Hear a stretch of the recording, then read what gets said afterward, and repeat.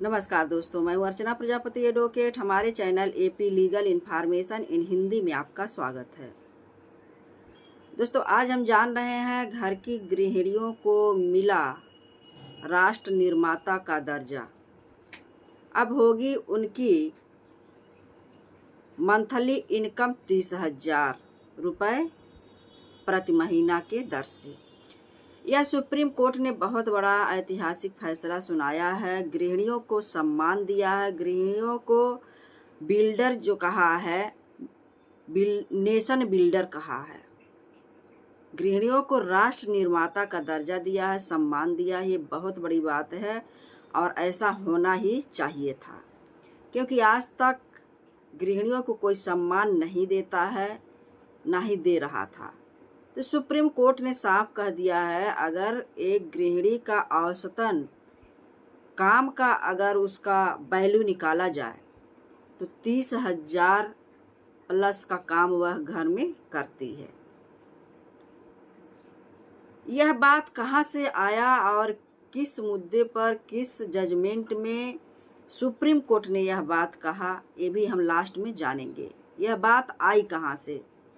अब तक इतने लोगों को, इतनी सरकारें बदली, इतने सीजीआई बदले, इतने न्यायाधीश बदले, इतना बड़ा फैसला कोई नहीं आया था। लेकिन इस सुप्रीम कोर्ट ने जो गृहिणियों के मान सम्मान की बात किया है, उनको नेशन बिल्डर का जो खिताब एक तरह कह सकते हैं, दर्जा दिया है, सम्मान दिया है, बहुत ही काबिले तारीफ है। तो इसमें हम जानेंगे कि बहुत लोगों को धारणा भी है कि ये किसको मिलेगा, और अब हम सच्चाई भी बताएंगे ये किसको मिलेगा, किसको नहीं मिलेगा। क्या इसमें महिलाएं 30,000 प्रति महीना के दर से पाएंगी या नहीं पाएंगी? तो इस धारणा में आप लोग मत रहिए। हम इस वीडियो में आपको बताएंगे धारणा क्या है और सच्चाई क्या है। तो हर गृहिणी का अगर बात किया जाए तो उसका जो है 30,000 ही छोड़िए, 30,000 उसके समर्पण भाव का, उसके कार्यों का कोई वैल्यू नहीं निकाल सकता है। सच बात तो यह है, जितना वह समर्पण रहती है अपने परिवार के प्रति, अपने समाज के प्रति, अपने दायित्वों के प्रति, वह कोई नहीं कर सकता है। तो उसका वैल्यू भी आप नहीं निकाल सकते हैं, वो अनलिमिटेड है। लेकिन उसके बावजूद भी अगर सुप्रीम कोर्ट ने कुछ वैल्यू निकाला है तो वह सोच समझ कर ही निकाला है। इनके कामों का कोई आप वैल्यू निकाल ही नहीं सकते जितना उनके पास समर्पण भावना होता है।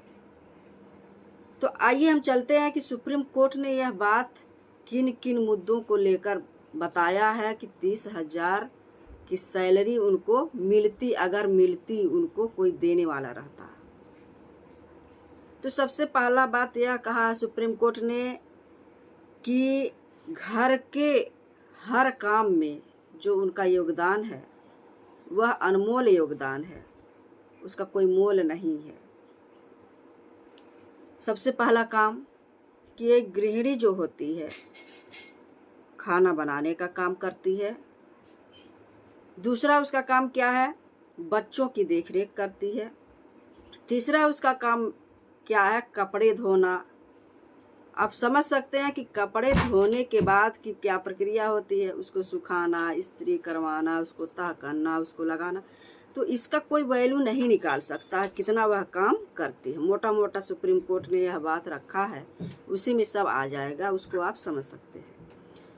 तीसरी बात है कि घर की सफाई, जो भी घर का मेंटेनेंस है, घर बनवा देने से घर नहीं रहता, उसका देखभाल करना, उसका डस्ट साफ करना, कितना पेंट खराब हो गया, क्या हुआ है, सारा उसका प्रेरित करती है अगर वह शुद्ध रखना चाहती है घर को। तो चौथा काम क्या है? बुजुर्गों की देखभाल करना। अगर बुजुर्ग हैं तो उनका भी देखभाल उसके ऊपर आ जाता है, जिम्मेदारी उसके ऊपर आ जाता है, उनका सेवा करना, उनकी देखभाल करना। पांचवा क्या काम है उसका? पांचवा की बजट संभालना। घर की गृहिणी जो होती है, बहुत ही इम्पॉर्टेंट बात ये भी है कि वह घर का बजट संभालने में भी बहुत बड़ा योगदान देती है। कितने लोगों का तो ये स्थिति होता है कि अगर एक टाइम का रोटी नहीं है, भरपेट नहीं खा पा रहे हैं, उसमें भी कोई दिक्कत नहीं है, वो संभाल ले जाती है, अपने एक रोटी कम खाएगी, बच्चों को पूरा पेट खिलाएगी। तो यहाँ तक गृहिणियों का बहुत बड़ा योगदान है।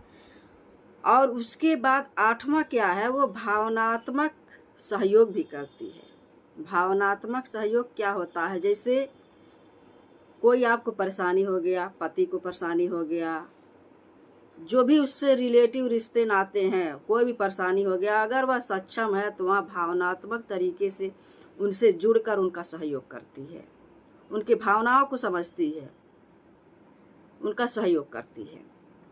तो इतनी बड़ी बात जो है, इसका वैल्यू नहीं निकाला जा सकता है। अगर देखा जाए तो जितना गृहिणियाँ संभाल के घर रखती हैं, पैसे कमाने भर से कुछ नहीं होता। जब तक उस घर में स्त्री नहीं रहेगी, महिलाएं नहीं रहेंगी, तो कोई घर घर नहीं होता है।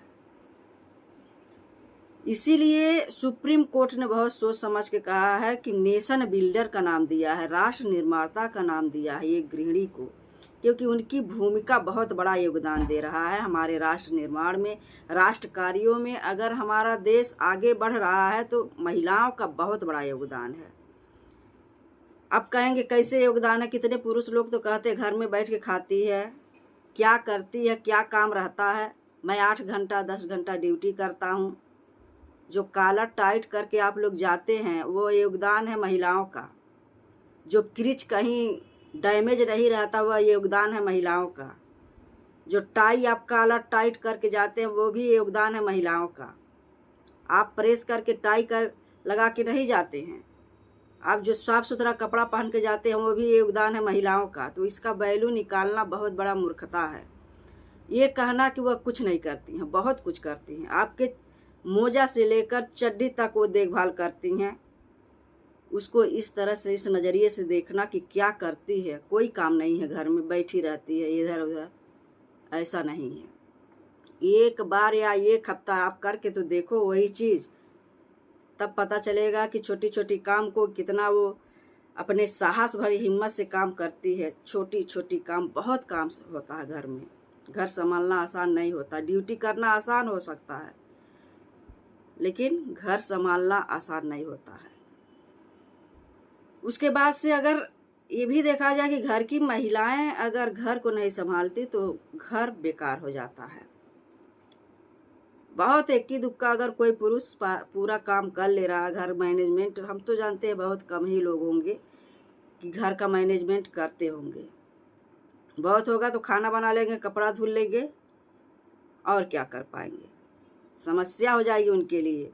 राष्ट्र का निर्माण नहीं हो पाएगा।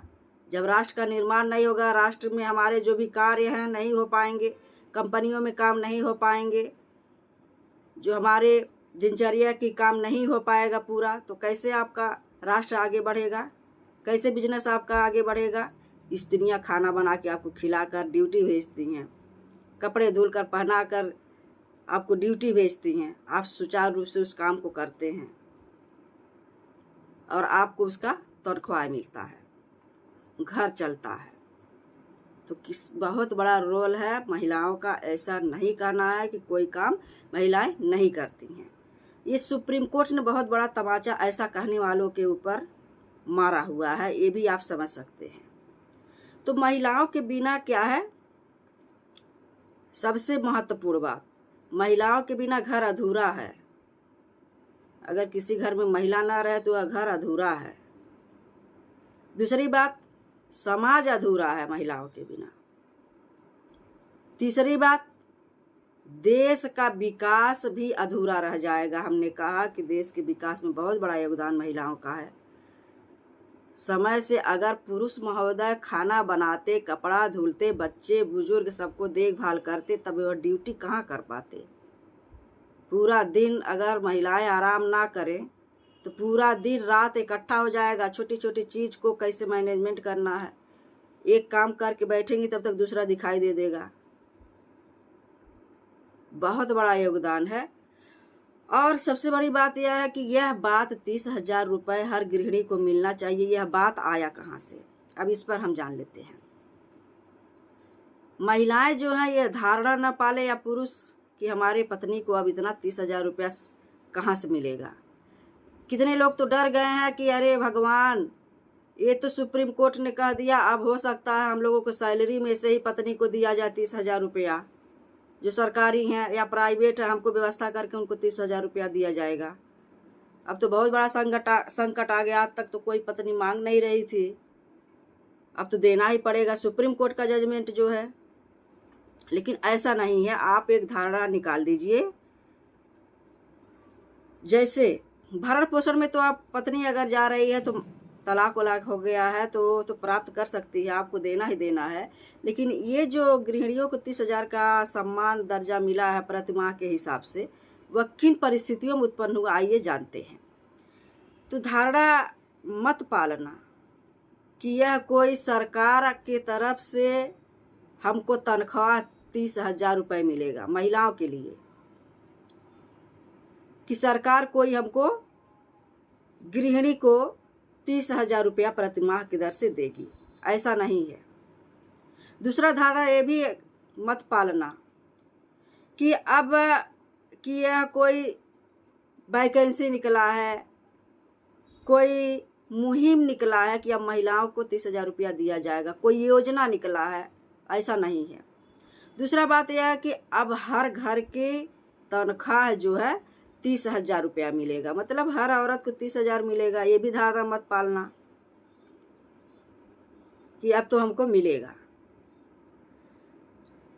और ये भी धारणा मत पालना कि यह अब पति महोदय देंगे या पति महोदय के घर से मिलेगा, उनके सैलरी से मिलेगा, उनके कमाई में से मिलेगा, ऐसा नहीं है।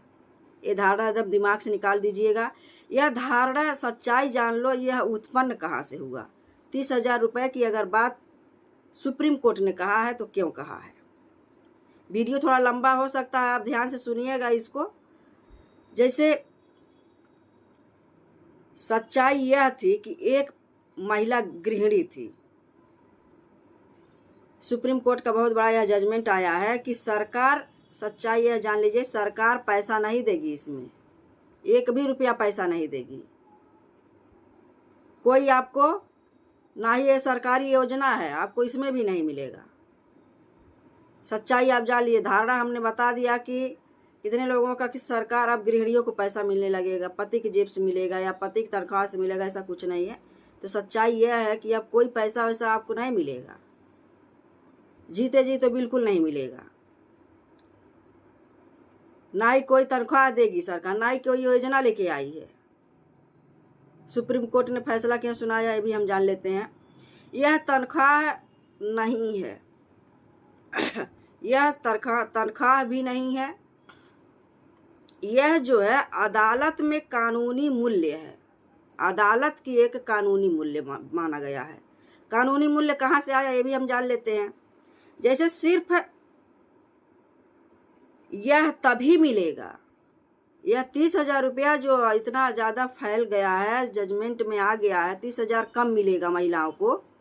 30,000 किसी महिला को तब मिलेगा जब वह गृहिणी रहेगी और उसका एक्सीडेंट हुआ रहेगा, रोड एक्सीडेंट में वह मारी जाए या घायल रहेगी, उसके दवा इलाज की वैल्यू निकाला जाएगा,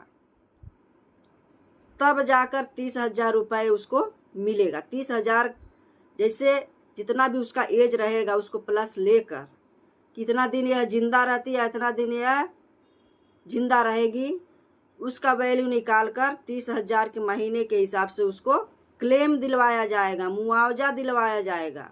मुआवजा कब मिलेगा? जब उसके परिवार वाले, कोई गृहिणी मर गई है रोड एक्सीडेंट में या घायल है, वह मुआवजे की मांग न्यायालय में करता है,